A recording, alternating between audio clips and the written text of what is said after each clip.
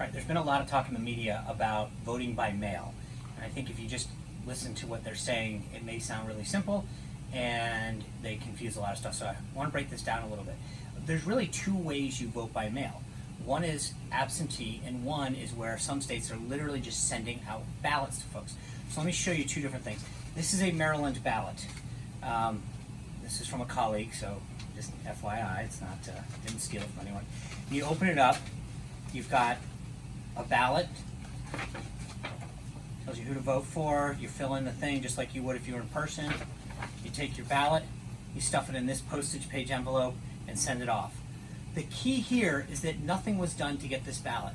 Every voter in Maryland got one of these in their mail. In the case of my colleague, they got it at their prior, where they used to live. They used to live with a family member and it went there. But think about if they hadn't had a family member tell them that that was the case and it just ended up in a mailbox. You simply open it up, you take the ballot, you put it in, and that's it. The voter has no idea that they were mailed a ballot. They have no idea that someone cast it on their behalf, and there's not a ton that can be done. This is a Virginia ballot that I got. What I had to do was go online, ask Virginia, tell Virginia that I wanted a ballot. I had to enter my license number, a ton of information about myself, my address. I had to apply for an absentee ballot. That's the thing. In an absentee ballot, the voter asks for the ballot to be mailed to them, confirms their identity and their information. And then in the mail, you get the ballot right here and the envelope to return it. You stuff it in and you send it. But the difference, even though they look quite similar, is that in one case, in the Virginia case, I had to go online or go apply for an absentee ballot in person and get the ballot. In the case of Maryland, that ballot was sent to every single registered voter in Maryland.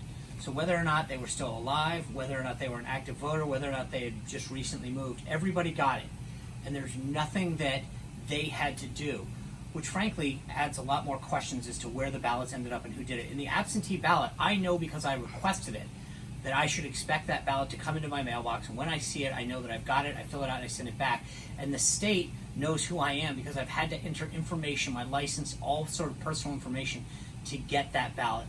Much less opportunity for fraud to occur in the absentee ballot thing. So when people talk about mail-in ballots, it's important to understand the difference. In a lot of states right now, they're sending everyone a ballot. In a lot of other states, they're getting an absentee ballot. And make no mistake about it, that there's a false choice out there between voting by mail and going in person because of the coronavirus. There are concerns. Every single state in the United States allows voters to cast an absentee ballot.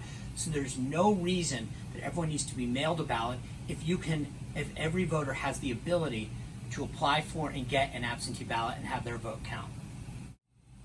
Hey, thanks for watching this video. If there's other subjects that you want covered as we head into the election, please comment below. Make sure you subscribe and pass it along to others. Thanks a lot.